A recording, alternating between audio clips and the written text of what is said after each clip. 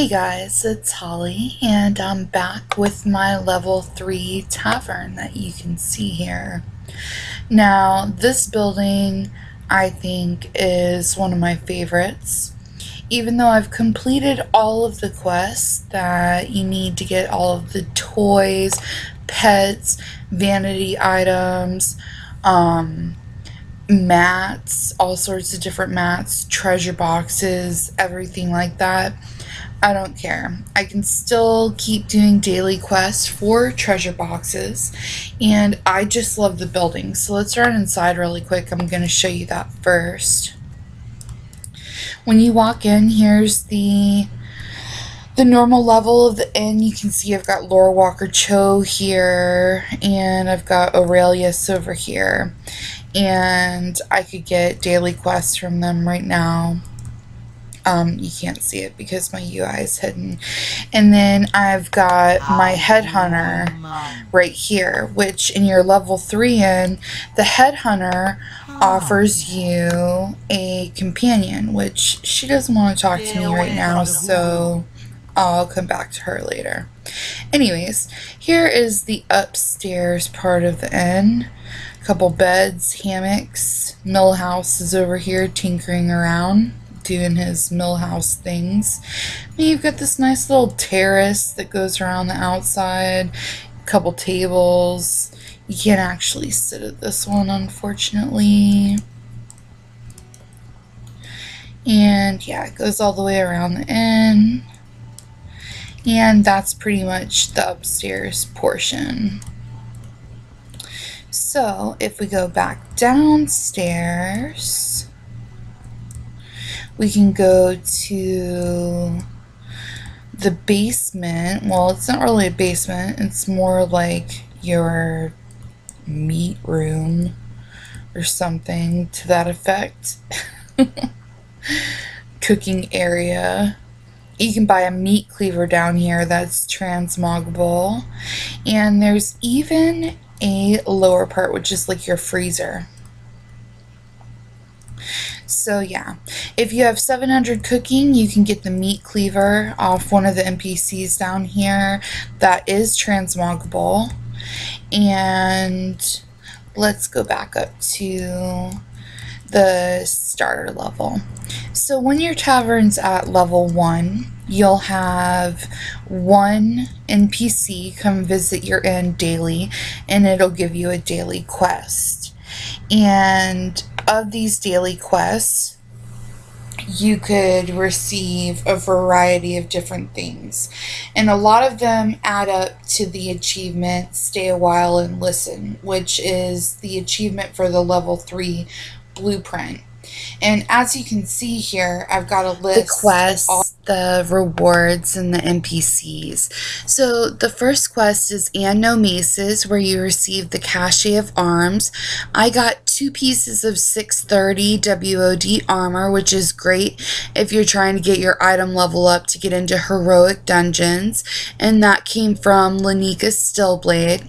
And the second one that I can't show you is the quest Damsels and Dragons, where you receive Maximilian's Laundry, and that comes from Maximilian of Northshire. And I received about 60 WOD fur. And just below that, you'll see Family Traditions, where you receive a huge pile of skins from Finkel Einhorn. And in mine, I got about 70 WOD hide. And if you go down the list just a little bit, you'll see Gloriously Incandescent, where you receive the faintly sparkling cachet, and you receive a ton of WOD enchanting mats, like 50 Drainic Dust, a Temporal Crystal, 2 Luminous Shards, and maybe even a Fractured Temporal Crystal from Sunwalker Desco. And the next that I can't show you is the Brass Compass, where you receive Plundered Booty. It's around 300 to 350 gold. I think I received 330 from Fleetmaster Seahorn. And just below that is the Cure for Death, where you receive Leonid's Bag of Supplies, where you get a ton of flasks. So you could always keep the ones that you need, sell the ones that you don't, or maybe donate them to your guild bank. And I got that from Leonid Bartholomew the Revered. And the last two that I can't show you are the quests, the Time Lost Vikings, where you get a sack of mind ore. And I received 30 True Steel and 30 Blackrock WOD ore from Olaf.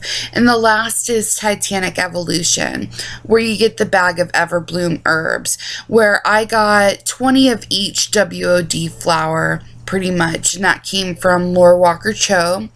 And the last thing I have on this list, as you see, is for the children, where you receive Mana Storm's duplicator from Millhouse Mana Storm. That's actually not needed for the achievement, but I wanted to include that because it's a really cool toy and it's really fun to play with. And since I'm showing all the perks, rewards, and toys, I had to include that on the list. Let me show you what you get as some rewards. I'll start out with the pets, I guess. And for pets, you get... Oh, there's my Headhunter. Alright. You get the Sentinel's Companion. So let me pull that out for you. You can see him right there. Really cool, like spectral owl. I love him. I bet he is a beastly battle pet. I have not played with him yet as battle pet, but I think he's super cool. And then you also get the P-Chick, and let me show you that one really quick. The P-Chick is absolutely adorable. I died when I saw it. I saw someone link it in chat and I had to figure out where it came from. And as soon as I got it, I was like, oh my god, I love it, I love it. I won't even battle this one because it's so cute. Just look at it. It's so adorable. So yeah, those are the two pets that you can get. And then we have lots and lots of toys that you can get. And let me see here. Let me see what I want to pull out first. We've got Gammons Braid that comes from Cleaving Time from Gammon. And then we'll have the Fruit Basket that comes from Crow's Revenge. And Crow Threadstrong is the NPC that gives you that. So let me show you those two really quick. So, Gammon's Braid is the Bloodmane charm. Or no. That's the wrong thing. Hang on here. That turned me into a Saberon. Alright, let me find Gammon's Braid. Where is Gammon's Braid? Well, here's the Fruit Basket. Okay, so the Fruit Basket allows you to throw fruit at people. It's got a short little cooldown. You can't really see it all that great with me having it pulled up like this. Let's see if we can hit Lore Walker Cho. So yeah, you can throw fruit at people. It's pretty fun. I like throwing things at people. I use the balls a lot. You know, the turnip paint thing from MOP. I throw the skulls around, volatile orbs, happy fun rocks, whatever. I think they're all fun. Awesome fish, griefer fish. And here's Gammon's Braid. It turns you into Gammon. So yeah, that one's pretty fun. You speak Gammon for 10 minutes. And I really like that one. Because when he comes out, he's like, I Gammon, and it's all, you know, kick-ass. And then the next toy that you get is the Void Totem. And then you also get Mana Storm's duplicator, which is why I included him on this list, because I wanted to be able to show you that one. So let me show you the Void Totem and Mana Storm's duplicator next.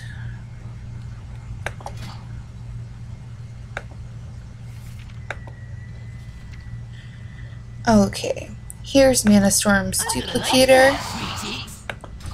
Turns you into Millhouse. So here you are. You are Millhouse and his crazy little self running around.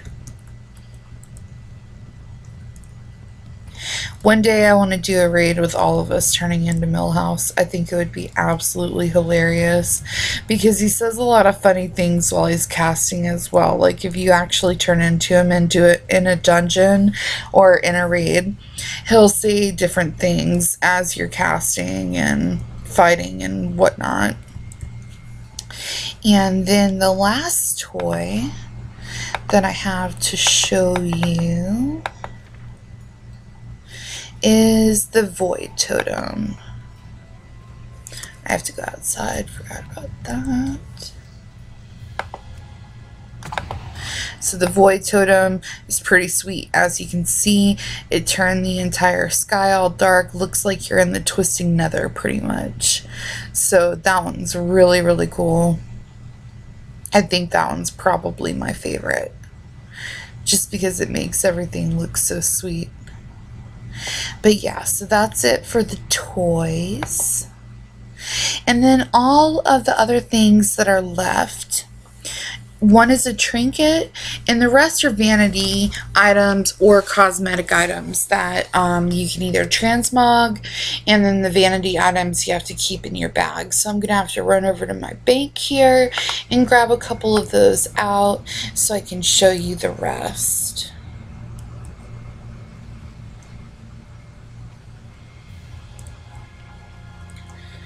Running. Okay, let me pull out everything here. I need you, I need you, I need you, you. Okay, I think that's it. Alrighty. So let me turn back into me. Get rid of Millhouse and Gammon there. And one of the first things that you'll get is from John Keyshawn, his bloody bandana. It's totally transmoggable. I love it. I love John Keyshawn. I think he's an awesome NPC. So that one's transmoggable and totally cosmetic. And what's the other cosmetic thing? That I believe there's one more. Or I could be wrong. Let me go ahead and equip that trinket though, so I can get the little cooldown there going on it. Now from Aurelius, you get the Aurelius Whispering Crystal, which it says it increases all stats by 200 for 1 hour. So it's kind of like the Crystal of Insanity from MOP, but some people have told me that this tooltip is wrong, that it only actually increases your stats by 100. I don't know if that's true. It says right here that it increases it by 200, so I don't know. Maybe they're planning on changing that and that's what people are going off of. I'm not too sure. And then we have the Moreau's Famous Polish. And that one's really, really fun. So it says polish and scuffs away. Polish the scuffs away and everything else. So here, let me just show you. So pretty much you're naked. You're left with a belt and your weapon. And that's about it. That's the Moreau's Famous Polish. Now the ever-blooming Frond, it restores 16% of health and mana every 1 second for 6 seconds, but you have to be out of combat for this, because if you're in combat, any damage taken will remove this effect. So, I mean, if you're a DPSer, you need a little extra healing, or maybe a little extra mana while you're out questing and, you know, just going through the world, it's something pretty cool to use. It's got a 5-minute cooldown, so that's not too bad. And the last thing that I saved for you guys is Aviana's Feather, because this one is the most fun out of all of them. And I'm zooming out right now so I can really show you this. It launches you high into the air and deploys magical wings, and it's got a 10-minute cooldown. But it's so fun. I mean, look at this. It threw me up so high. The very first time I used this, I wasn't expecting it to do what it did. I thought it would throw me up just a little bit, and I happened to be in a group doing an Apexis daily out in Talador, and I totally lost my group, and they're like, "Holly, where'd you go?" And I kind of just flew away and left them all for a little bit, and it took me a while to get back to them. But it's so fun. And I mean, just for that reason alone, I would want the Tavern, at least just to get that. But so I think that's pretty much it. Let me see if I missed anything. I don't believe I did. Those are all the rewards that you get right there. And before, I was telling you guys about one of the perks that you get from the Headhunter. So let me go ahead and head back over there. Oh, I didn't show you the manual of void calling. Well, we'll have to wait on that again. I'll show you the Headhunter first. So weekly, you can come to your Headhunter, and when you do, talk to me. You can choose a new follower. So for me, I'm currently looking for a follower with a trait, a profession trait. I need an herbalist. But as you can see, you can pick them by abilities or traits. These are the different traits. You can do environmental preference, increased rewards, which I really like going for the scavengers a lot as well, because they give you like triple the garrison resources and things like that. Or I'll do the extra training's good if you're bringing up a bunch of followers, or I like getting the epic mount ones that cut the time in half. Those are my favorite. But like I said, I need an herbalist, so we're gonna choose one of those. Let's see here. Alright, so normally this is how it comes up. You get 2 greens and 1 blue if you're lucky. I don't know if you can receive an epic from this. I never have yet. But normally the blue one, he's got a little bit more going on, so I'm totally gonna go with him because he's got Hex, and I need a deadly minion too. And he's a Grand Slayer. Mind Freeze, I have a lot of powerful spell minions, and this one has the counter deadly minions as well, which I could take her, but I think I'm going to go with Shappa, the Shaman. So you can hire this follower. And now I have him, and he's level 90. So I'm going to level him up to 100 and get him geared up and put him to work in my little garden herbal area. Now the trinket, the void trinket, let's see here. This is the last thing I have to show you. It summons a bound void caller to fight for you for 10 minutes, and it's got an hour cooldown. And let me tell you, this void walker, he fucks shit up. I wish I had something to fight right now. Let me see. Let's get outside really quick. Or not.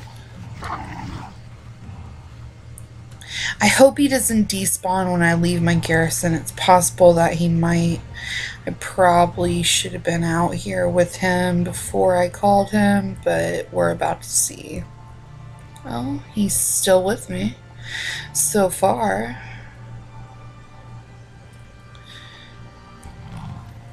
Nope, he's gone. And my game's lagging out a little bit. I don't know. Let me keep going. Let's see if maybe he shows back up.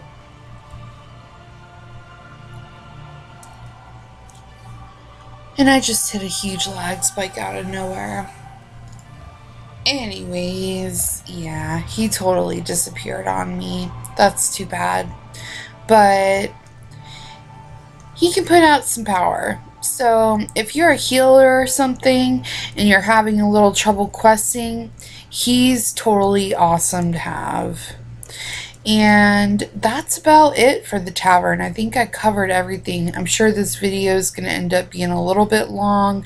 I hope I didn't miss anything for you guys, but the tavern is one of my favorite buildings just for the toys and the vanity items, all the cosmetic things that you can get. I'm really into that stuff. If you're not, then the tavern might not be for you. But even after you get all those things, remember I told you, you can still keep doing the dailies and you get treasure boxes and rewards and stuff. So if you're low on cash, it might be a good idea to get the tavern. And I want to thank you guys so much for watching this. I hope you enjoyed the video. If you did, please give it a thumbs up, like it, show me some love, leave some comments, subscribe, anything you want to do. And other than that, I hope you have a kick-ass day. Alright, bye.